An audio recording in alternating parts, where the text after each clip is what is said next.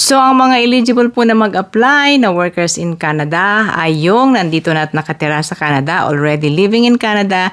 Pwede raw na wala kayo physically outside Canada, pero dapat yung patunayan kayo ay normally dito na nakatira sa loob ng Canada. At kayo ay authorized to work in Canada in full-time in any occupation in a non-seasonal job.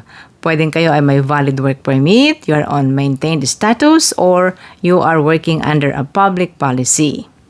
Sino ang mga hindi pwedeng mag-apply dito kahit nasa loob kayo ng Canada? Hindi po pwedeng mag-apply yung nagtatrabaho ng walang work permit, hindi authorized, no?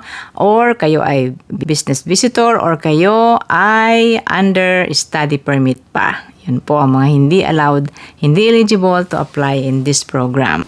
And if you're currently out of status, nagtatrabaho kayo ng walang authorization, meron pong policy para dyan. And I will make another video, another reel tungkol dyan dito pa rin sa ating Facebook page.